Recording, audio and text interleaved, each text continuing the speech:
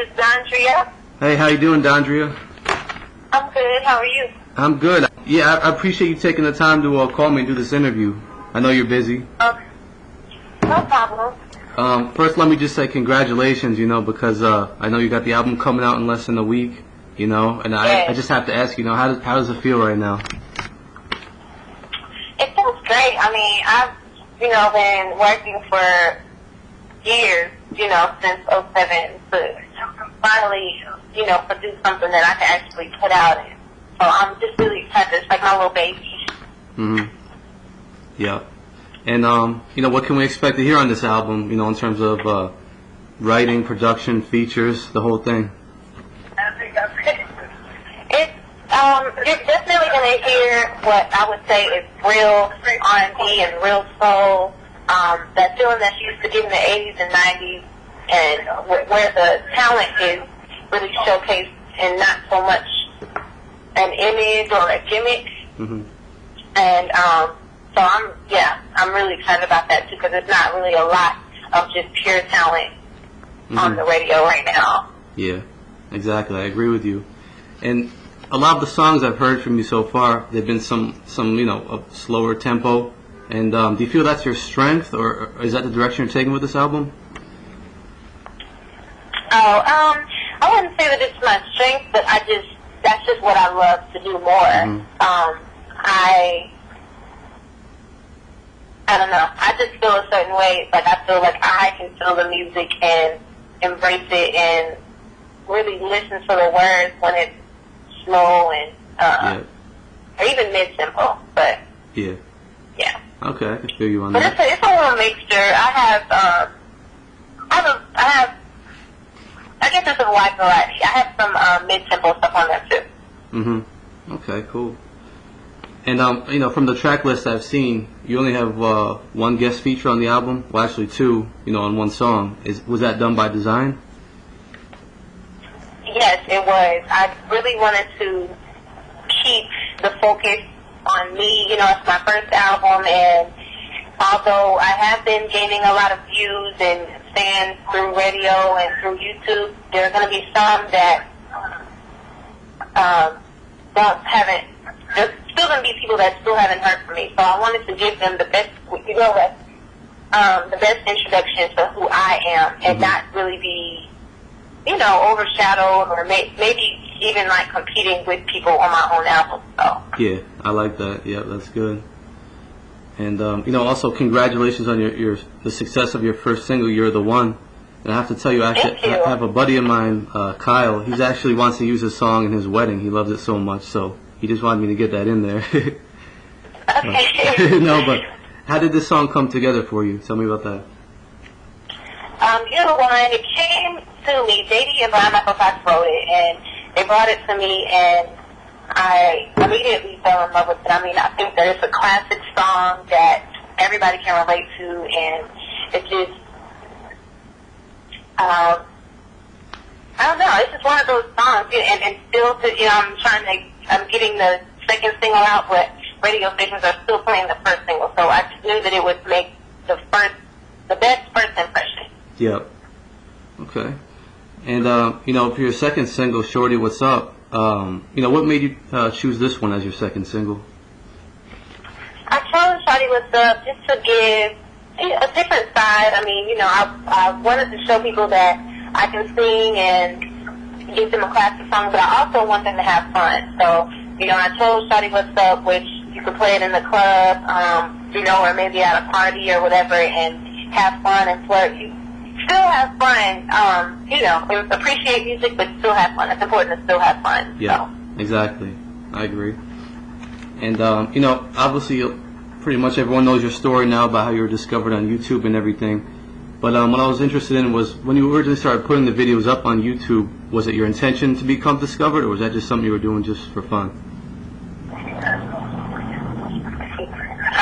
No, not at all. I mean, I really just went on there to get, an unbiased opinion from the public audience, and I knew that was one of the best ways to do it.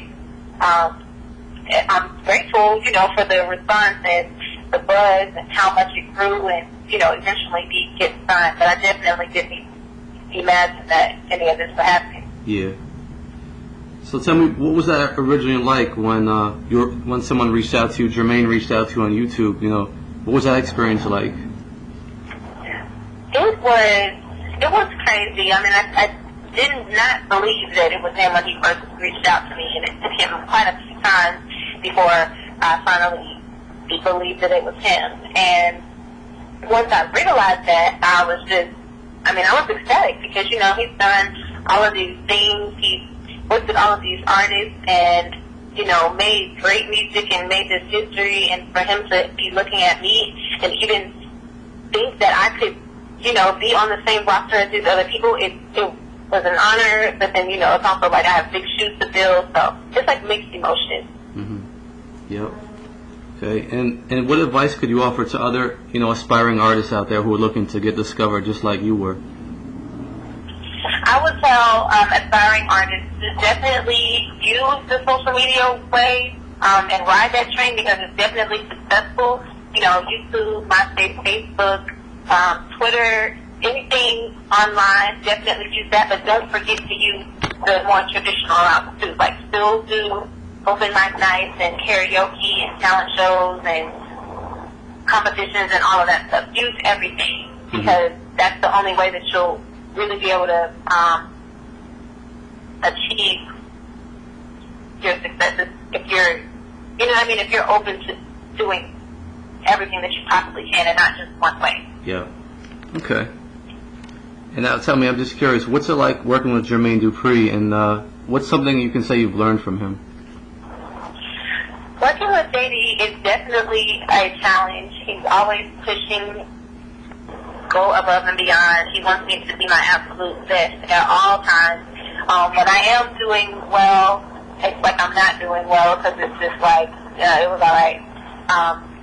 So he does that to make sure that I don't get too comfortable and I'm always striving, and I know that he'll always push me, now I'm new, but when I get established, and which I know that I will be, but when I get established, I'm sure that he's still going to be pushing me like I was still him. And that's how I think that I think that the people that do that and the perfectionists and everything, which leads me to the next question, which is how he inspires me and what I've learned from him. The people that work all the time and always act like it's their first album or act like it's their first video or interview or whatever, they're the ones that are going to remain at the top. And that is what he's taught me. Yeah. Okay. And what you mentioned Brian Michael Cox earlier. Tell me about him because he's one of my favorite producers. What's it like working with him? Working with Brian it's a little less stressful because he's more nice and stuff, but he's definitely talented. And when we get into the studio together, it's like an immediate what am I trying to say? Connection. It's like I know exactly what he wants, and then I just do it. And I don't know, his criticism is, like I said, it's a little nicer than JD, but he's very sweet, and his talent is inspiring. So. Okay, cool. And I've had the opportunity to hear a snippet of a song that I know is going to be on your album, Still Be With Me. And from the snippet I've heard, I love the song already. Tell me a little bit about that song, Still Be With Me. The background about that was probably one of the first songs that I ever recorded since I got signed. And it's basically I'm in a relationship, or I'm not in a relationship anymore. I was in one.